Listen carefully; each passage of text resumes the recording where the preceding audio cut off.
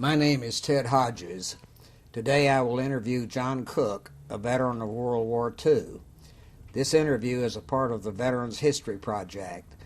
The interview is being conducted in the Riley County Office Building, located at 115th North 4th Street in Manhattan, Kansas. The camera operator for the recording is Dana Dotteridge. Today's date is October 7th, 2003. And John, to get started here, let me ask you if you remember where you were and what you were doing on December the 7th of 1941. I certainly do. It was Sunday afternoon when we got the news, and I was at a movie theater. My father owned and operated a movie theater, and we were getting ready for the Sunday afternoon matinee when we had a radio on and received the news about Pearl Harbor. In the movie theater, did they stop the movie and announce to the people what was happening? Well, the matinee had not started at that time. In fact, we were just a few minutes before we were to open the box office and open for business when we received the news. But so there were no people in the audience. How old were you at that time? 1941, I was 16. Okay. And can you remember how you might have reacted to the news? Well, I didn't really know where Pearl Harbor was at the time. I found out later that day for sure. But I didn't think too much about ever having to be in service at that point because I didn't know how long the war might last, or, of course, the next day, on Monday, at our school, we had a General Assembly, and that's when President Franklin Roosevelt actually asked Congress to declare that a state of war existed. And in the next few weeks, it became more possible in my thoughts that I might be in service. And if I was going to go in service, I always wanted to be in the Navy. Let me back up just a minute now and ask you, for the record, if you could give your full name, where you were born, your serial number, and branch of service. Well, my full name is John Theodore Cook. Most people know me as Jack. I was born in Kansas City, Kansas, June 25th, 1925. My serial number was 8669334. And then did you grow up in Kansas City and go to school there? No, my parents went back to their hometown, Maryville, Missouri, and I grew up in Maryville. And my father owned and operated a movie theater there from 1929, until a few years ago when we sold the theaters. But we also had a drive-in theater effective about 1950. So I grew up around the theater and worked part-time, starting as selling popcorn as soon as I was old enough to make change, and gradually taking tickets and selling tickets. And on Sunday nights we had a band on the stage and a little stage show, and I was the MC for that. I played violin from the age of 7 and took dancing lessons and danced in many of the fall fairs, festivals, pumpkin shows all around North Missouri and St. Joe. So I had a good time in school. You went through grade school and high school then in Marysville? Yes, that's Maryville. Okay. North of St. Joe, about 40 miles. And I went through grade school, went through kindergarten, grade school, and high school. When I graduated in May of 1943, I wanted to enlist in the Navy, but my parents wouldn't sign the permission papers for it. So I had to wait for the Selective Service to call me, and then I was able to get into the Navy. Could you go ahead then from when you were called into the Navy and tell us about your military service? Well, I was sworn into the Navy October 5th, 1943, and I went to Farragut, Idaho for boot camp. Farragut is located in the northern part of Idaho, about 50 or 75 miles south of the Canadian line. Beautiful country. We were there October, November, and December. Snow-capped mountains. Then in January, we were in what they call OGU, outgoing units, and I was working in the chow line in the mess hall when the camp band members came through, and I stopped one and asked him if they needed a piccolo player, which I played piccolo in the concert band, and I was drum major of the marching band, and that I also played violin. He gave me a phone number and told me that if I'd call it, I'd probably be transferred over to the band barracks the next afternoon. The more I thought about it, I really wanted to be in the hospital corps, so I waited, and the next day my name came up on a draft to go to Great Lakes, Illinois, to a hospital school at Great Lakes Naval Hospital compound. Do you have any special memories of the boot camp? Things you did, things you liked, things you didn't like? Were you homesick? Oh, I think we were all homesick, at least the first couple of days, or couple of weeks, I mean.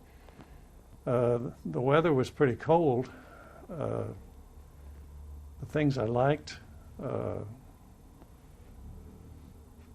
as I look back, not many things stand out that I really liked, but also there weren't any things that I really disliked either. It was just a process that we all went through. And then after boot camp, I missed where you went and what you were doing right after that. I was, along with many others, sent to Great Lakes, Illinois to attend the Hospital Corps School, which was located on the Great Lakes Hospital compound. The school was about 6 weeks, I think, and during that time, near the end of the 6 weeks, they came through the classrooms and wanted to know if anyone played a musical instrument. And I held up my hand. We met outside later, and they were forming a band made up all of hospital corpsmen. Well, we had a 20-piece dance band, 3 violins and trumpets and saxophones, all of them. And we played before the movies twice a week. We played a concert, weather permitting, in the bandstand outside of the administration building, and patients would be brought down. Oh, they'd come either on crutches or in wheelchairs, or if they were ambulatory, just walk down and in the park area and enjoy the music for about an hour. The Waves sponsored a dance every other Friday, which we played for. There were about 6 of us that played for the Red Cross monthly teas or receptions, and if the hospital commander had a reception or visiting people, we would play a little background music for that. And I worked at the admission desk. We'd usually receive anywhere from 250 to 300 patients a day. There were, well, at times there were 4 of us. Most of the time there were 3 of us. I started out naturally as the youngest one there in service, I mean. And I wound up, when I left there, I was in charge of it because the others had been shipped out to other assignments. We used to get patients in small drafts of maybe 10 to 25. Occasionally we'd get stretcher patients. Sometimes we'd get patients that would come in shackles. And sometimes, I think once or twice, we received patients in straitjackets because they were being kept from either injuring themselves or anyone else. But it was very interesting. While I was at the hospital, working at the hospital, I woke up early one morning and knew I was ill. And I packed a few things and got over to the emergency room before Reveille, about an hour. They examined me and assigned me to a ward, and I remember going into the ward and getting in, undressed and into the bed. And the next thing I knew, I woke up and I was in an oxygen tent, and my parents were beside my bed, and it was 3 days later. So I had lobar pneumonia, and I was on the critical list. And they told me later that I was the first one at Great Lakes Hospital that they had used penicillin to treat pneumonia. They'd used it for other problems, but not pneumonia at that point. And you got a shot every 2 hours in your backside. And after doing that several days, you were pretty sore. But it was all just an experience. Then sometimes we would receive patients for the admission desk to handle. We'd get word a day or two in advance that there'd be a special train of maybe 500 or 600 patients, mainly from the West Coast, when they freed prisoner camps in the Philippines or from Corregidor. A lot of those patients were sent to Great Lakes. And most of the patients were always sent to a hospital closest to their home so that after some other treatment they could be given a 30-day leave to be with family and friends. Then in, I was a little over a year. In middle of April of 1945, I was sent to California as part of a fleet hospital. We went through our overseas training, and about that time they broke it up and sent us to a personnel depot. And then we were, I say we because several of us were together and we stayed together most of the time. We went to Oceanside, California. We were attached to the amphibious forces. And we went through the amphibious training of going up on a platform 30 or 40 feet above the water, and then climbing down a cargo net into the landing craft and going out and rendezvousing with other landing craft and then making a landing. And we'd do that at least once a day, sometimes twice. Sometimes we'd go over to the Marine base across the across the highway, when we'd do close order drill and on the rifle range and hand-to-hand combat, things like that. And I found out later we had orders to sail out of San Diego, and they dropped that bomb, the H-bomb, and that canceled our orders. And we didn't do anything for 2 or 3 weeks. We had liberty every night. And then some of us were sent down to Coronado to the amphibious base there. And I worked in the senior medical officer's office. I typed his endorsements. Any ship that came into the San Diego harbor that was attached to the amphibious forces had to be inspected. And our senior medical officer was part of that inspection team.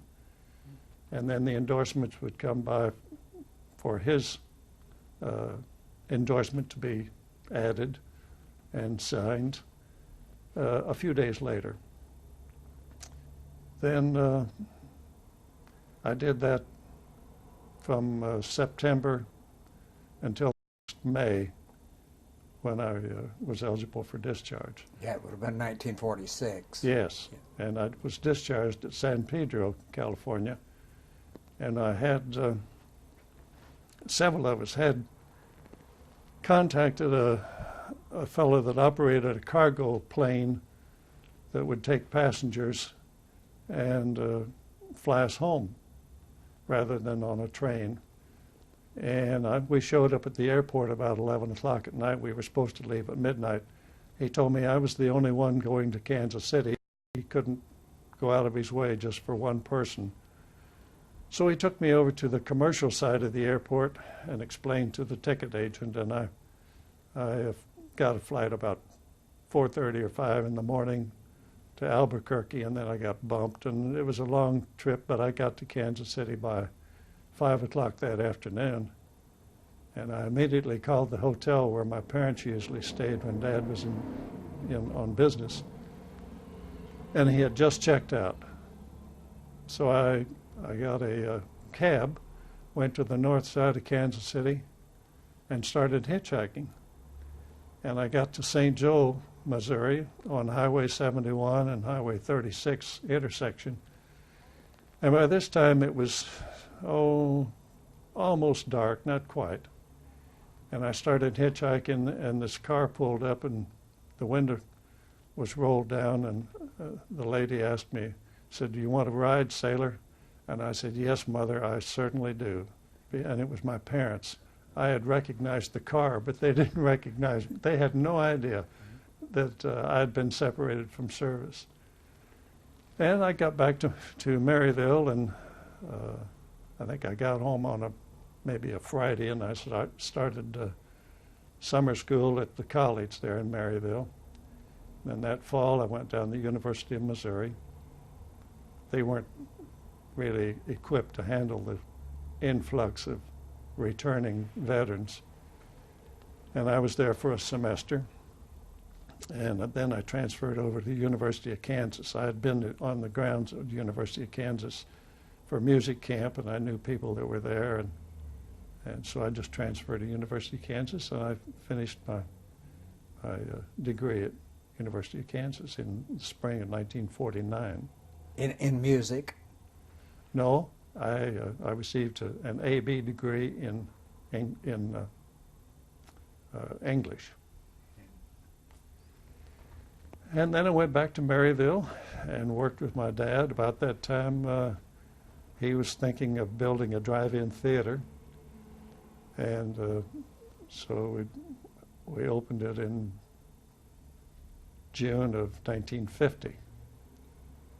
And we operated that. And in 1951, I went to Falls City and had a downtown theater and a drive-in theater for about 3 or 4 years. And television was just hitting big time. People were staying home. You could drive down the streets and see the lights on in the living room, and people were staying home to watch the Texaco Hour or whoever was on at that hour, that time, I mean. And so my venture in Falls City didn't work out very well. So I went to work for Phillips Petroleum Company. And they assigned me, after a period of training, they assigned me to live in Maryville and travel north Missouri in the LP gas division. Later, I was moved to Kansas City and traveled most of Missouri on LP gas. And then in 1962, I was sent to Manhattan, Kansas to be what they called at the time a district representative. And I had a territory headquartered in Manhattan. And the territory changed, the boundaries changed from what at one time Manhattan was the center of the territory, and it gradually worked farther west as fellows either were released or retired. And I wound up, my territory took me to about 275 miles west of Manhattan, and I still had some east of Manhattan, but not much. And I retired from Phillips. I retired in 1985 and had no family left in Maryville. My wife had no family left in her hometown of Boonville. So we just stayed in Manhattan. I skipped over part of that, and I was married in 1948, had 2 sons. The oldest one is John Phillip, and the youngest, Thomas Taylor. I was divorced in 1957, and I remarried in 1960 to my current wife, George Ann. And so we've been married 43 years right now, and very, very happy in Manhattan. Back when you were at Great Falls, was it Great Falls where you had your hospital corpsman training? No, it was Farragut, Idaho. Farragut, Idaho. The boot camp. Oh, no, the hospital training. The hospital training. Oh, that was Great Lakes, Illinois. Oh, okay. A question that I had about that. Was the training in 6 weeks sufficient for the assignment that you had after that? Pretty much. One thing they asked at the end of the class, did anyone know how to use a typewriter? Which I did. And that's one reason I think that I was assigned to work at the admission desk.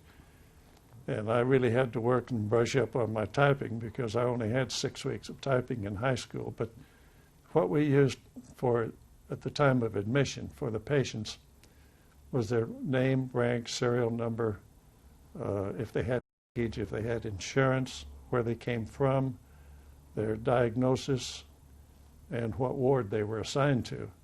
So most of it were just very short 1 or 2 words that you had to type at one time. And in those days, we during the night shift typed it on a wide carriage typewriter, and then it was all done with a stencil. And it would usually amount to about 3 or 4 pages or so. We'd have to run it off. It might be 3 or 4 o'clock in the morning by the time we get that done. One thing that happened while I was working at the admission desk, I was over there one evening just writing a letter home, I think, and a young recruit was brought in from the training side in a stretcher, and they examined him in the emergency room and were not positive about his diagnosis, so they put him in the emergency ward. They kept about 8 beds there. And he was somewhat delirious, rolling and tossing around, not continuously, but every few minutes. So I volunteered to stay with him that night, and so he wouldn't hurt himself or roll out of bed or whatever. They didn't have any straps to tie him into bed at that point in that room. So I would lay on the bed beside him and put one leg over his and put his hand or arm in mine, and we'd try to get maybe 30 minutes of sleep at a time, and then he would wake up and toss around a little bit. And so that went on all night. And a few days later, a friend of mine in the admission room, admission desk down at the administration building, called me and wanted to know if I wanted to be a funeral escort to St. Louis. I said yes, and then he gave me the name. Well, it was this same young boy, and he had passed away from meningitis, which really frightened me for a few days. I finally decided that I had not contacted the meningitis, but it was a different experience to go on as a funeral escort.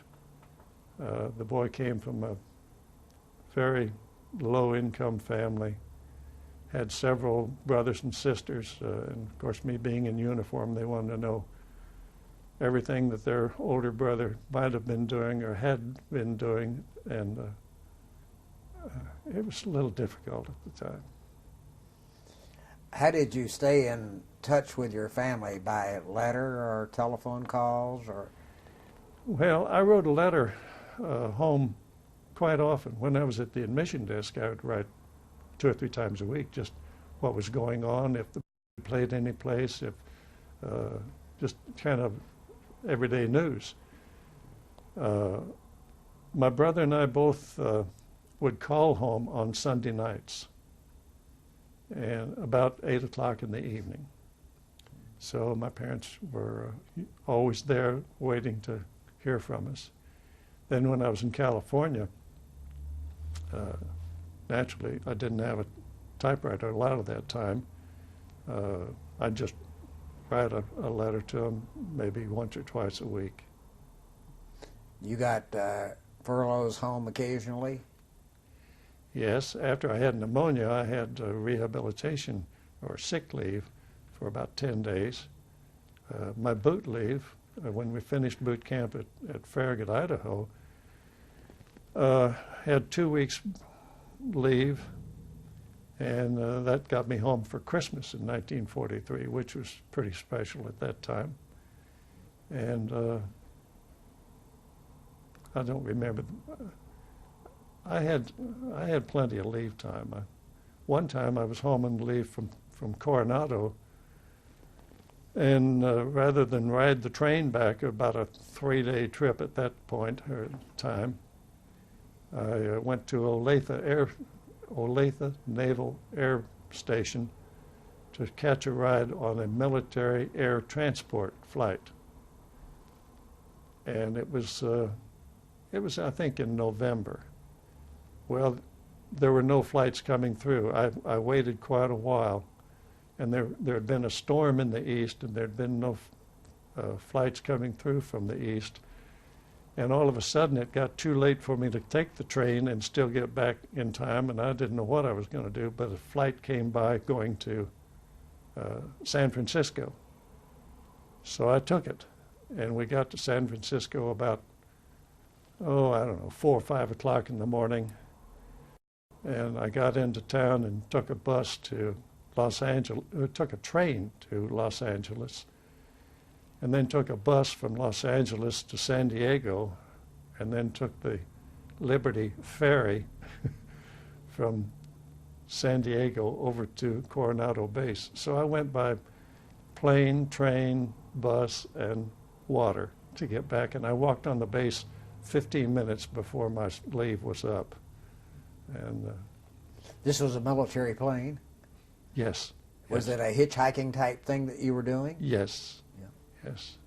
What did you do? Just go over and ask if you could fly over with them? Yes.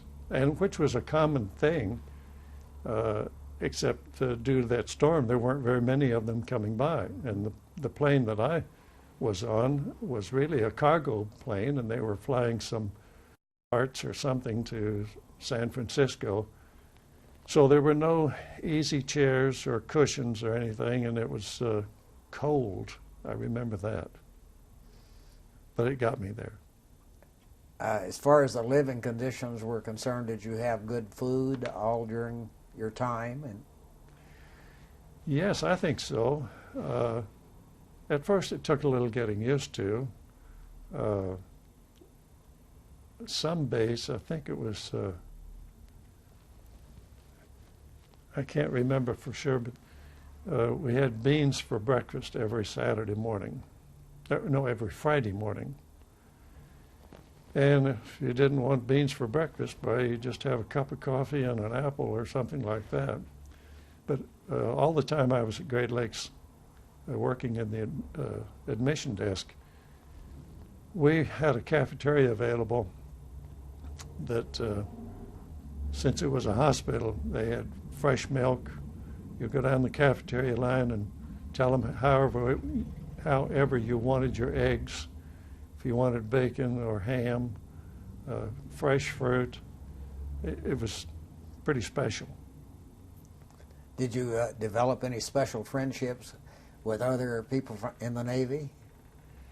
None that seemed to last. There were 3 of us that were together most of the time. We met when we were in California with the Fleet Hospital when I first went to California.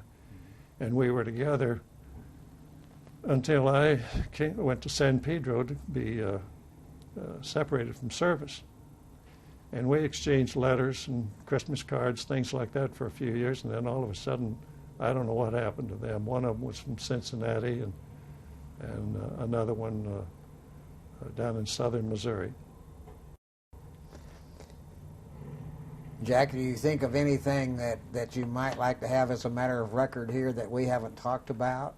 I think we've talked about just about everything. I can't think of anything else right now. Well, thank you very much. It was fun.